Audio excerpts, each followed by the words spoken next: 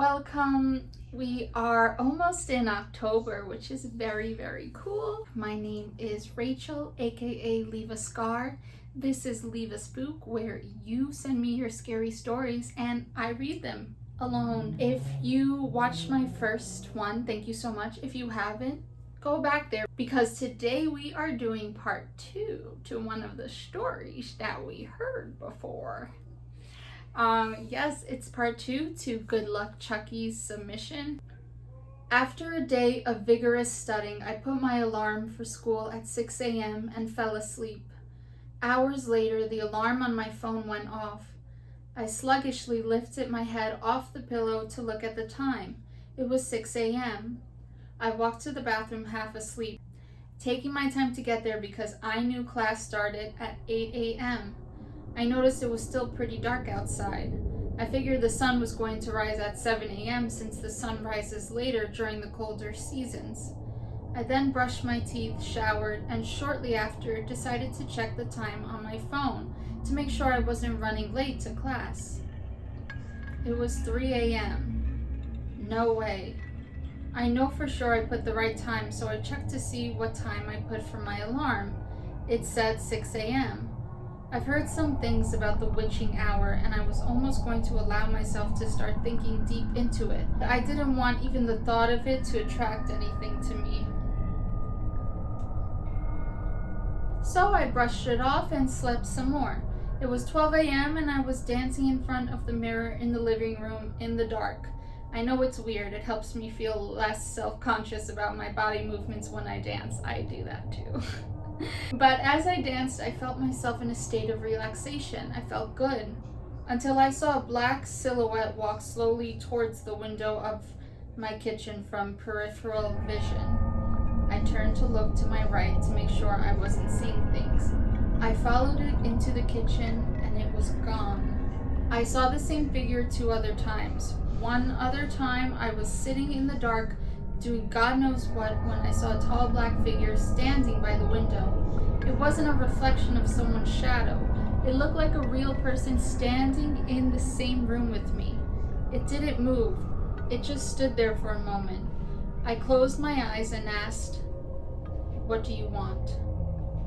I then got the feeling that there was something standing behind me on both my left and right side, but I didn't look back.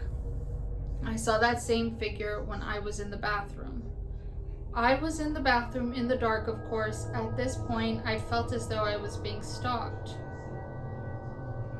Though I wasn't feeling any good or evil from whatever it was, I didn't like how close it kept getting to me within every encounter. The thought of that kept me uneasy. I used to own DirecTV.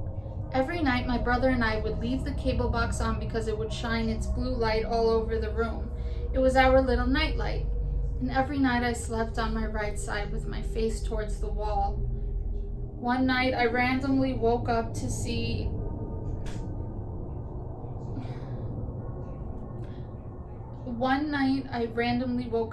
a shadow of a person standing on my wall. I kept staring at it, thinking it was my shadow.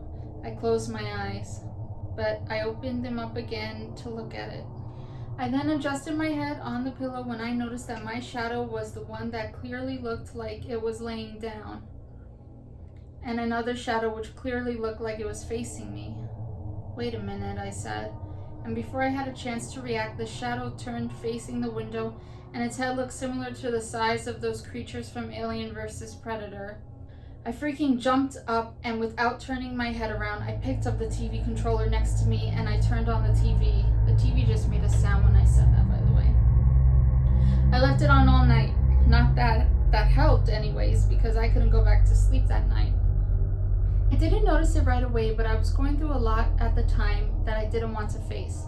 I was struggling with my sexuality, my overall identity. I didn't like thinking too much about it because it would make me sad to think about the biggest parts of me I had to hide. That sort of thing tends to attract bad spirits to you.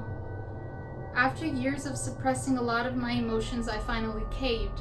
I had my first serious anxiety attack over something having to do with financial aid. I was stepping out of the school and it was as if everyone around me was walking around in slow motion. All I could hear in that moment was my heart pounding fast and the sounds of my uneasy breath. I didn't even know I was having anxiety at the time either, so I didn't know how to control it. And I couldn't focus. Music is my life, it is my love. The fact that I wasn't able to focus meant something was deeply wrong. I found myself minutes later into arriving into the class, staring out the window at the World Trade Center.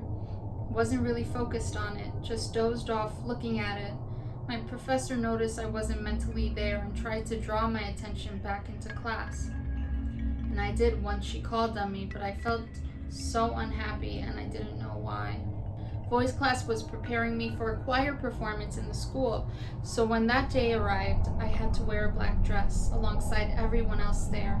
I was feeling a whole lot better, especially because I had a lot of friends supporting me in the crowd, with a whole banner that had my name on it. It made me happy, and I was actually proud of my performance. Despite the little hiccups with my solo performance, I greeted and thanked everyone for coming towards the end, and decided to head home after I changed out of my dress. By the time I was close to my home, it was already close to midnight. There wasn't a lot of people around the block, so I had to walk cautiously. I remembered the walk home from the train. I swear, I think it's the ring light in my eye. Jesus, it's fine. I remember the walk home from the train station feeling so long because I was extremely exhausted. Singing on stage tends to drain you for some reason. I'm 1 block away and I hear someone walking behind me. Being a woman means you have to always be mindful of your surroundings, so I lowered my music and gripped my keys onto my hands in case I needed to use them. I heard the person getting closer and I felt nervous because I heard his pace quickening. I looked to my right and I took a quick glance at him, and it was a man dressed in black. Something felt off about his being, so I turned to look at him, and right in front of my eyes I saw his face change form. His eyes were glowing red. I knew at that very moment that everything I'd been seeing and hearing wasn't all in my head anymore, and that something was trying to mess with me. I looked forward and tried to fasten my pace. Moments after I saw whatever it was, it started to walk ahead of me. I was a bit freaked out, but it made me feel slightly better to know it wasn't behind or aside of me. It still concerned me because it made me realize that whatever I invited in years ago was still with me. Much respect. Thank you for sharing. I hope things are okay with you now. How are things now? Alright, well, thank you very much. You have definitely left a spook in my heart. Remember to hit up the DMs. You know I like that. Share a story with me.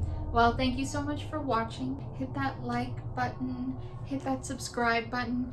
I hope you have a beautiful spooky evening. And I'll see you at the next one. Bye-bye.